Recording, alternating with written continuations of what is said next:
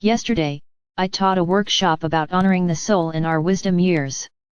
The event was for a group of women who belong to a non-denominational spiritual community that's been in existence for more than 35 years.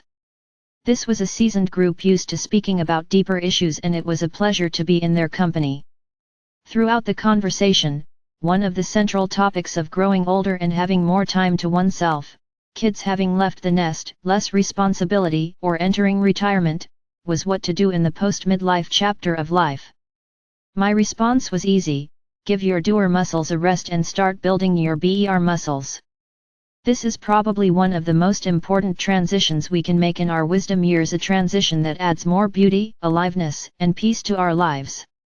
One woman who had recently retired and was about to embark on accomplishing a new list of goals, suddenly realized she needed a different plan. "That's right," I said without thinking.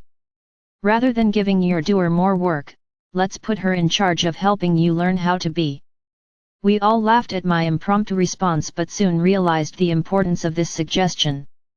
Many of us have been running a marathon for most of our lives, and at some point, we need to stop and give our legs a rest. A long rest. This might mean cutting back on work, relinquishing responsibilities to others, slowing down our pace of daily activity, or pruning our social calendars to have more time for ourselves. Less doing, more being. I drove home from the event thinking about how seductive my doer is. She always finds something to do: more work, household chores, people to care for, responsibilities to fulfill.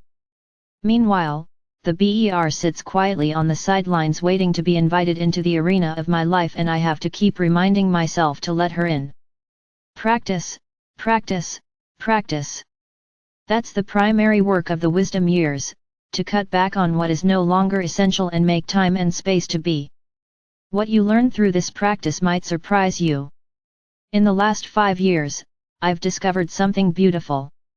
Life can miraculously handle all kinds of challenges when I get out of the way. When I stop trying to manage and control everything, even the most complex problems can be solved with very little effort, and sometimes no effort at all. Life has repeatedly proven time and again that I can relax and trust in the wisdom of a higher plan. I just need to remember. I've also realized that my beingness is a magnet for beauty, intimate encounters with strangers, vulnerable moments with those I love, and an ability to make a difference in the lives of others by offering less instead of more. Who knew doing so little could result in finding a way to make a contribution steeped in wisdom and experience rather than reactivity and history?